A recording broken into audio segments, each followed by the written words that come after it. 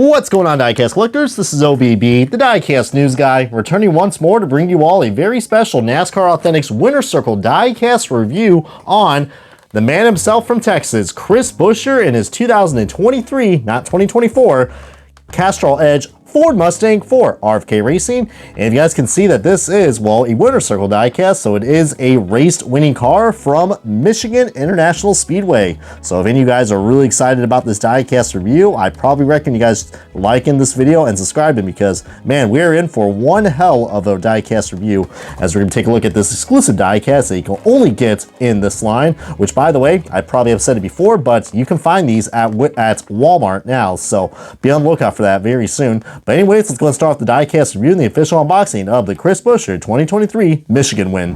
And alrighty, folks, we got this diecast out of its box, and before we get things started, let's look at the free accessories that come with these Winner's Circle diecast. Of course, starting off with the Winner's Circle base, which has Chris Buescher's name with the nice gold foil sticker. Looks pretty darn nice, although it does look like this was sloppily put together right there, but hey, that's what you get when they are mass produced. Still is pretty nice.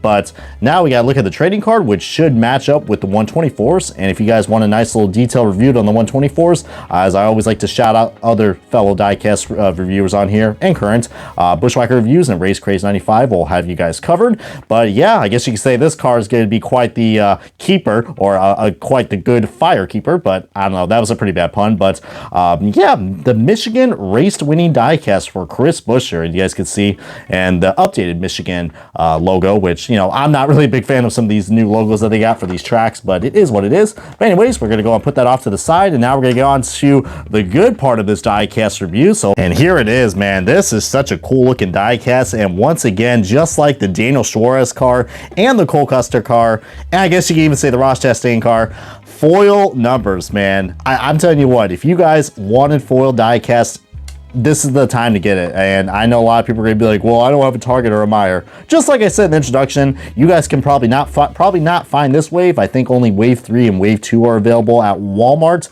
But yeah, Walmart, man. But I was actually fortunate to find this at Target, because I just realized I did not find the 2024 wave 1 for Winner's Circles. I did not actually make a video about it, so I apologize for that, for the what's in stores, because we know the distribution has been quite crazy, but probably not as crazy as this Castrol Edge car that I'm showing you guys right here. I'm probably not going to make a pun, something to do with Edge, because that's just, well, we're here to talk about oil, damn it, but, but I think I actually talked about this car before with certain other teammate, which we give you guys a nice little hint of what the diecast type side comparison is going to be. But yeah, we're going to take a look at these nice close details, because what you're getting right here, I will have to say, you guys be the judge in it if this is going to be worth the $8 or not, but definitely is the best bang for your buck. But one thing I want to say, from what it looks like on the inside of this windshield, there is something going on right here. So if I actually had like a little can of freaking air, I could just blow that right out. So but you see some tear offs and Chris Buescher's name looks pretty nice. And then we got a lot of cool gradients that are going right here on the front, and the big old Castrol Edge logo. Comment below if you guys actually prefer the Castrol Edge logo from the one I'm showing you guys right now compared to the the one that we had from last year, which was I'm going to say I got used to it, but man, this is just so iconic, man. The Castrol car, I mean, literally, I'm getting a lot of Casey Atwood vibes just looking at this, though. Am I right?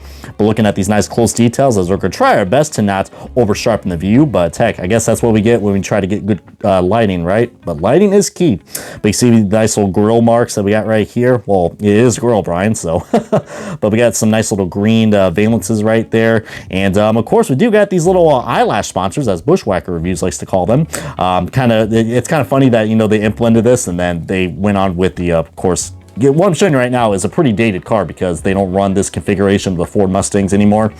Comment below if you guys actually missed this type of the the Mustang in NASCAR, because they only ran for like 2 years, and we're gonna be on our second year pretty soon with well, we're on our second year right now with the Dark Horse. So, but you see there's those you see we do got the carbon fiber splitter like always, which is a nice feature. I don't think I actually see the carbon fiber, and there's the holes right there for this EL car. And the freaking big old foil number, man. That foil number is so huge. They're really utilizing the space. And I like to call this car the Christmas tree car, because it does have a lot of cool colors. I mean, you got, well, consider the black, but that's a good drop color.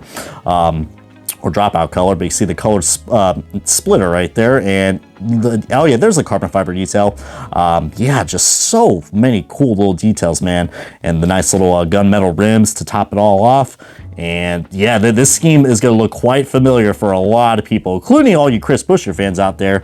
But I recommend picking this diecast up, whether you like Chris Buescher or not, because if you guys remember, I think I actually reviewed another Chris Buescher car before, which was his Coca-Cola Daytona win, which that one has, you know, a crap load of confetti in it.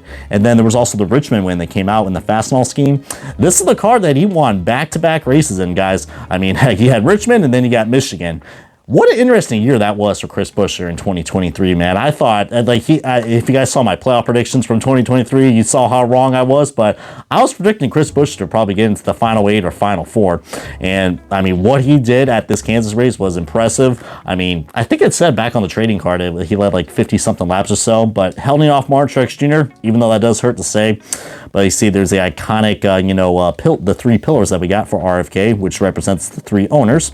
And there's the overexposed shot and some other sponsors that you guys probably cannot read. And we got Chris Buescher with the nice little Texas logo. Shout out to all the fans out there who are watching this video who are from Texas, because, yeah, I actually been to Texas before. Pretty nice. RFK and the Ford Michigan license plates, which unfortunately we're not going to have that anymore. That's the only thing that sucks about the Ford Mustangs now. More Castrol on the back, and heck, you can't get enough of Castrol, am I right?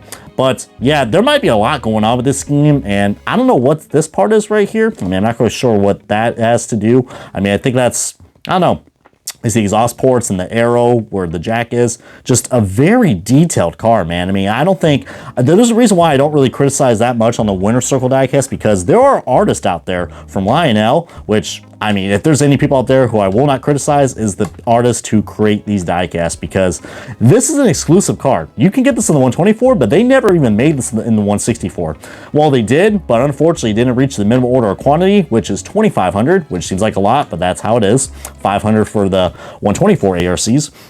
But that unfortunately was not made, but luckily with the power of NASCAR Authentics and Winter Circle, we were able to get this. And you guys can definitely tell this, well, there's one race win sticker, as the camera does not want to focus in on some of these sponsors. Could be for that damn overexposure. Oh, Lord. I don't know why I'm trying to make that into a meme, but heck, I know I'm not a perfect diecast reviewer, but if you guys are entertained, I appreciate you guys hitting that like button. And yeah, this is such a cool car, but you know how I said before earlier in this video that I actually have a car that is very similar to this? Well, you guys might know what it is. It is the Brad Keselowski Edge car from the same year. And on paper, you guys are going to be like, well, this is going to be a pretty interesting review because it's pretty much the same scheme, right? Well, not really. There's a reason why I love doing these side-by-side comparisons, and of course, I'm going to get those obvious comments. They'll be like, well, of course it's different. The 6 Keselowski, 17 Buescher. No. Look at the paint scheme. All right, look at the paint scheme. Like, look how the colors are inverted on top. That's pretty cool. And then coming down right here, you see there's a lot more green. It looks like, yeah, this paint scheme is actually different if you look at it, but you can definitely just see the details. And you see just like, yeah, just look how much more detailed this is compared to the Keselowski car in terms of like everything. I mean, it's so freaking cool. See, there's nothing here because this is just a standard release. And again, this is like a full number. This is like 12 or 13 bucks compared to, I'm about to get a debate in the comments, guys. What do you guys think is your better favorite? Do you guys prefer the white interiors with the foil numbers that are only $8, which I think is amazing? Or do you guys like the black interiors with, well, yeah, the foil number, which you guys can see, this actually does have some quality issues. So I feel like you guys are wasting your money when you guys are getting these foil diecasts, because look, that just, whew, that doesn't look good. But then again, I think Lionel has done a better job at cleaning up these foil numbers. This one actually looks pretty good. And how can I forget, guys, the numbers are actually a lot bigger on the Chris Buescher card than the Keselowski.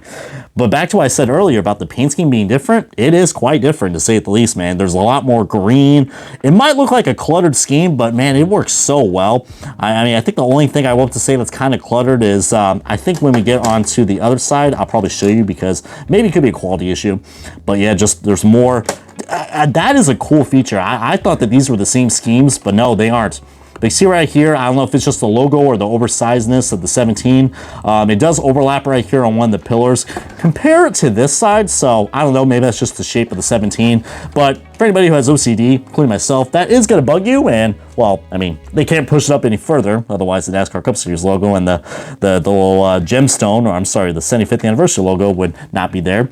But yeah, hopefully you guys probably are encouraged to go out and get this car if you can find it anywhere else. Just avoid eBay because they are going to be at a pretty inflated price, especially since this car is, I mean, an exclusive diecast for Winter Circle. But anyways, I hope you guys enjoyed this very special Winter Circle diecast review of Chris Buescher's 2023 Michigan race winning car from RFK Racing. Comment, subscribe, and this has been OBB, the diecast news guy, and make sure to go out and get your oil change, y'all.